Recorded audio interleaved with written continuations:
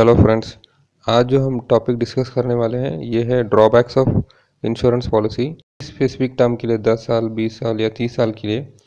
तो अगर आप इसे डिसकंटिन्यू कर देते हैं तो वो सबसे बड़ा ड्रॉबैक होता है इंश्योरेंस पॉलिसी में, क्योंकि अगर आप डिसकंटिन्यू करते हैं, सरेंडर करते हैं या फिर कैंसिल करते हैं आपका इंश्योरेंस पॉलिसी, सो आपको जो जो भी आपने प्रीमियम पे किया है वो आपको फुल प्रीमियम रिटर्न नहीं मिलता है। आपको हेवी कैंसलेशन चार्जेस पे करना होता है और जो भी आपने प्रीमियम पे किया है, जो भी बेनिफिट, जो भी बोनस एक्यूमुलेट हुआ है वो आपको रिटर्न नहीं मिलता है।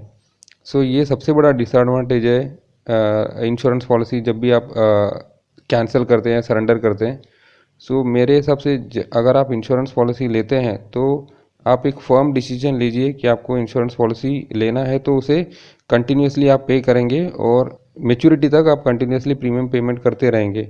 या फिर अगर आप इन बिटवीन कैंसिल कर रहे हैं या फिर आप फर्म नहीं है आपके डिसीजन में, तो बेटर होगा कि आप इंश्योरेंस पॉलिसी न लें। क्योंकि अगर आप इंश्योरेंस पॉलिसी ले रहे हैं और इन बिटवीन में अगर आप कैंसिल कर रहे हैं तो आपको वो ऑलमोस्ट वेस्ट हो जाएगा आपका।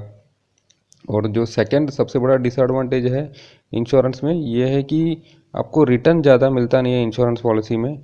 रिटर्न ऑन एन एवरेज अगर आप देखोगे तो एक 4 से 6% का ही रिटर्न मिलता है, वो भी जब तक पॉलिसी का मेच्योरिटी तक आप पॉलिसी कंटिन्यू कर रहे हैं, तो प्रीमियम पेमेंट कंटिन्यू कर रहे हैं तभी आपको इसका बेनिफिट मिलता है, नहीं तो नहीं मिलता है। अगर आप इन बिटवीन में कैंसिल करेंगे तो आपको बेनिफिट नहीं मिलता है।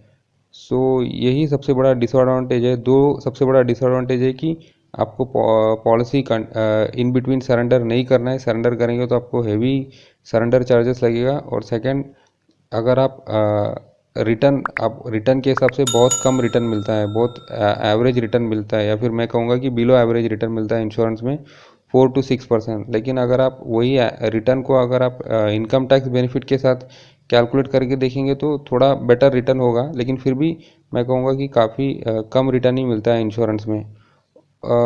जब आपने ड्रॉबैक्स डिस्कस किया है, सो मैं एक एडवांटेज भी बोलना चाहूँगा इंश्योरेंस पॉलिसी में। जो सबसे बड़ा एडवांटेज ये है कि इंश्योरेंस पॉलिसी आपको फोर्स करता है कि आप कंटिन्यूसली पैसा सेव करें, पैसा इन्वेस्ट करें। क्योंकि कोई भी प्रोडक्ट ऐसा नहीं है जो आपको 20 साल या 30 साल तक आपको कंटिन्यूसली 30 साल का टर्म, वैसा कोई प्रोडक्ट नहीं है, फाइनेंशियल प्रोडक्ट्स नहीं है।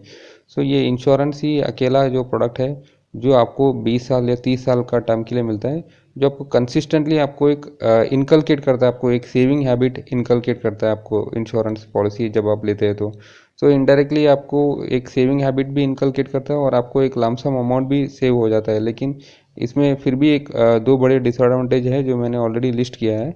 ये एक जेन्युइन डिसएडवांटेज है इस इंश्योरेंस पॉलिसी में। Okay friends, thanks, bye bye.